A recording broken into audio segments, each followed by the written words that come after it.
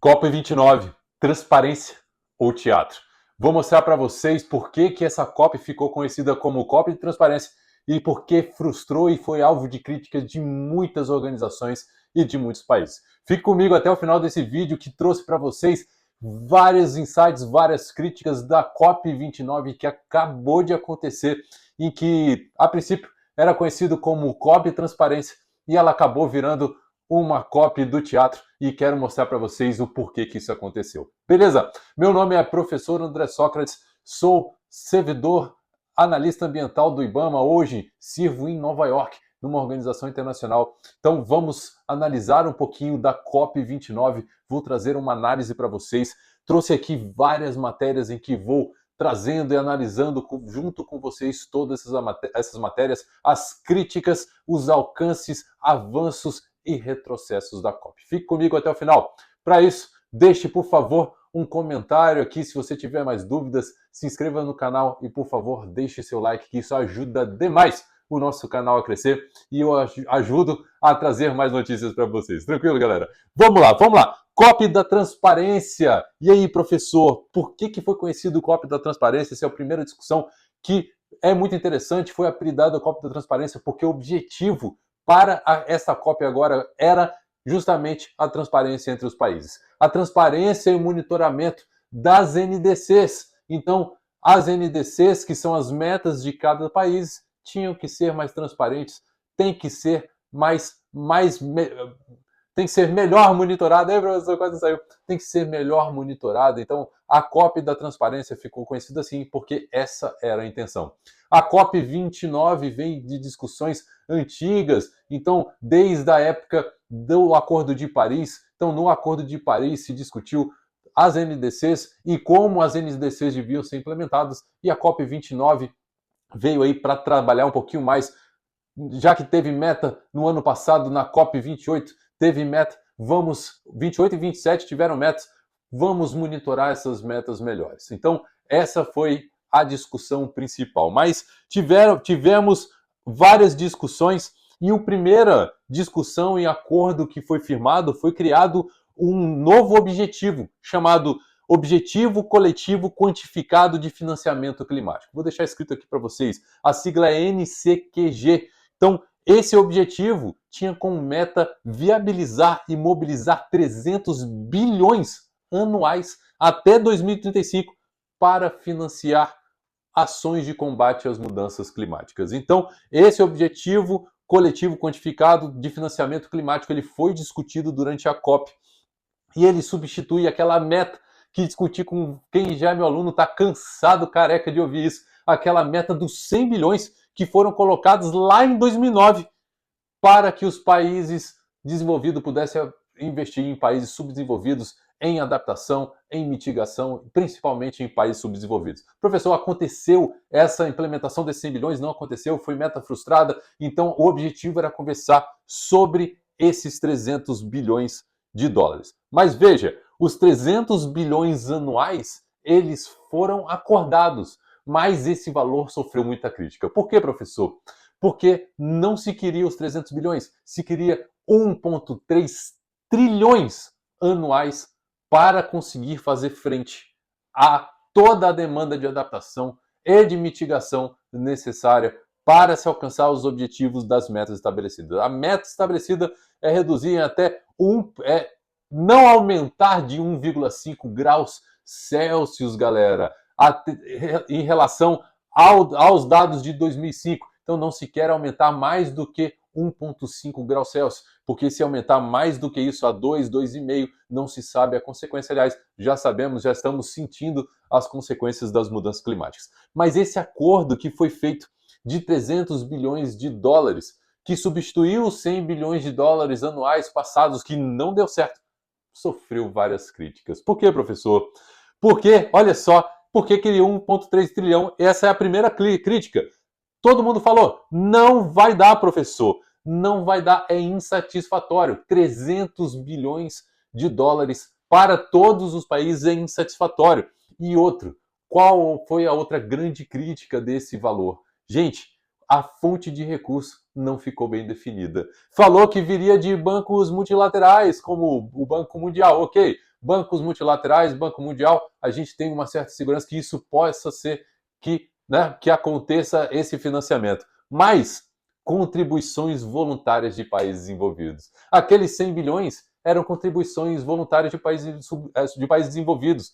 E aconteceu? Não aconteceu. Não aconteceu o envio de 100 bilhões anuais de países desenvolvidos. Então, uma das fontes daqueles 300 bilhões, além dos bancos multilaterais, era também essas contribuições voluntárias de países desenvolvidos. Então, houve muita crítica nisso, porque se é voluntário, se já não aconteceu no passado, o pessoal ficou com o pé atrás em relação a esse ponto.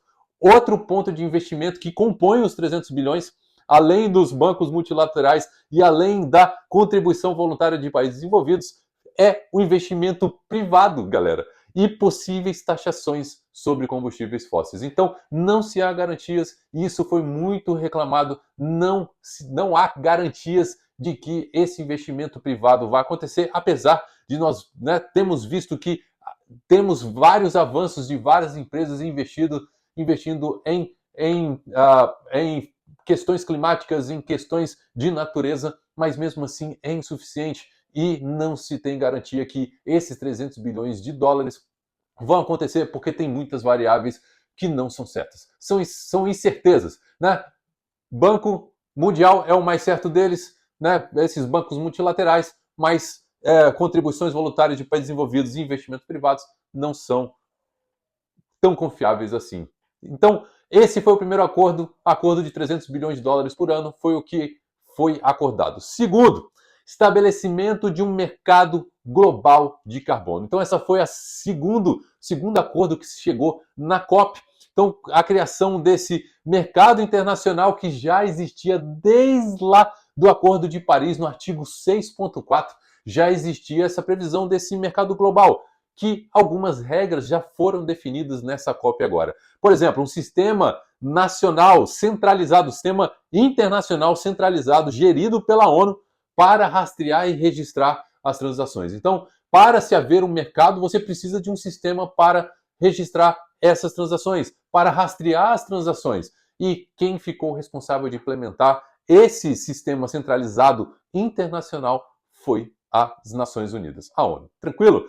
Prevenção de contagem dupla de créditos, isso foi muito caos desde que se falou de mercado de carbono, foi a contagem dupla de créditos. Então, ficou acordado que esse sistema centralizado iria prevenir, além de controlar a origem do crédito, prevenir a contagem dupla desse crédito de carbono.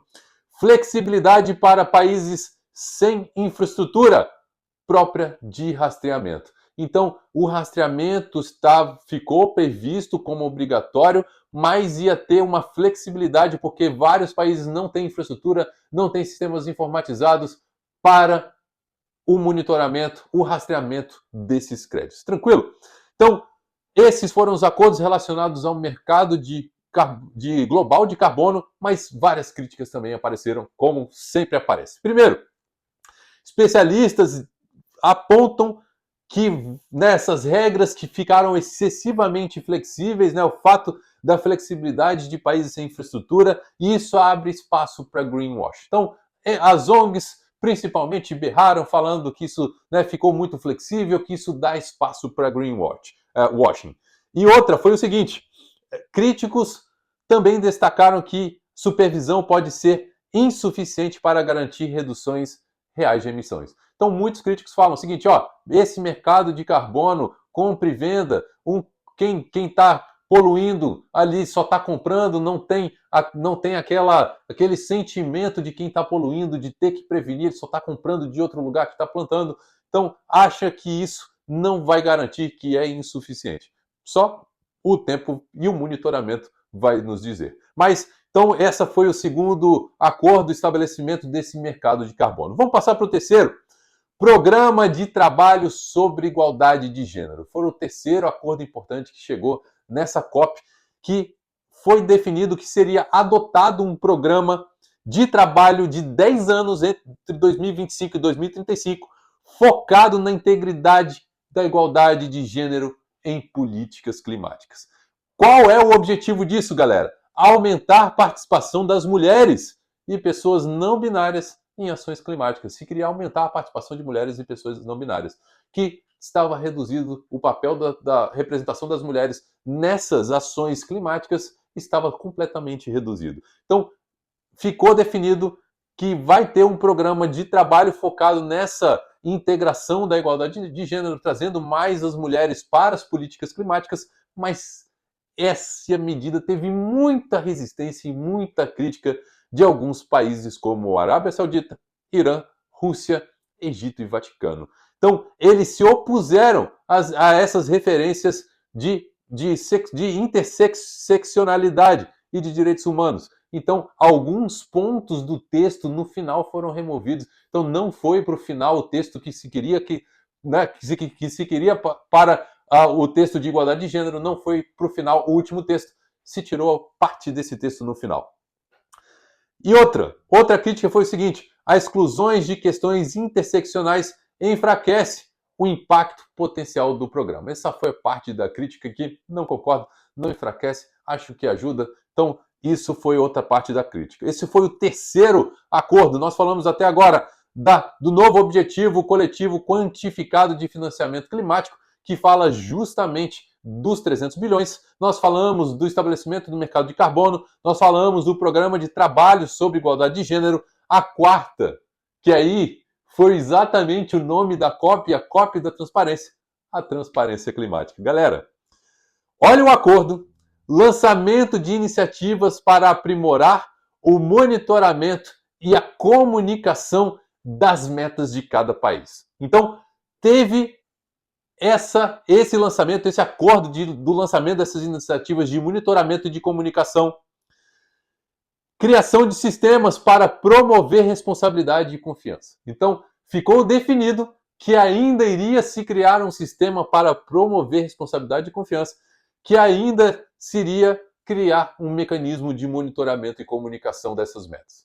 Então, ficou definido que isso seria criado, não está claro quem vai fazer. Mas veja, galera, para essa COP da transparência, tiveram várias influências de lobistas, apareceram na COP lá mais de 1.700 lobistas de combustíveis fósseis, que gerou muita preocupação aí nesse comprometimento da transparência. Apesar disso, o acordo foi firmado, apesar de ter existido todo esse lobby, é um ambiente político natural de ter lobby, acontece, né? Apesar dessa presença, dessa quantidade massiva de lobistas, chegou-se à conclusão de que iria se lançar uma iniciativa de monitoramento e comunicação, criar sistema para promover responsabilidade. Não ficou definido como seria feito isso. Olha só, falta de ambição foi outro ponto criticado na transparência.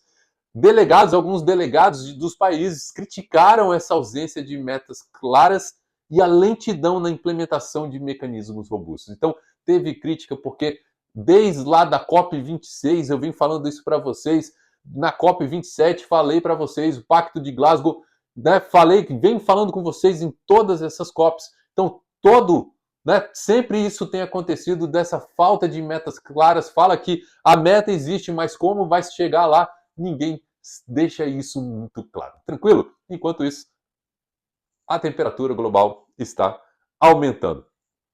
Aqui, o quinto acordo que se chegou foi o fundo de perdas e danos. Isso já falei em outras lives com vocês também. Esse fundo ele foi criado na COP27, lembro muito bem quando falei com vocês sobre isso, para financiar países que já estão em situação vulnerável aos impactos das mudanças climáticas. Então, tem várias ilhas, países africanos que estão vulneráveis aos impactos das mudanças climáticas. Lá na COP27 se criou o Fundo de Perdas e Danos e agora a operacionalização do fundo vai se dar pelo Banco Mundial. Esse foi o acordo. Banco Mundial vai operacionalizar o fundo. Os primeiros projetos já estão previstos para 2025 e a prioridade para recebimento desse fundo, a prioridade são dos países envolvidos. A prioridade é dos países envolvidos. Tranquilo, galera? Críticas. O montante insuficiente para esse fundo. Então, além lá dos 300 bilhões, para esse fundo especificamente, foram prometidos 800 bilhões. E a crítica é que 800 bilhões para esses países que já estão em situação vulnerável não é suficiente.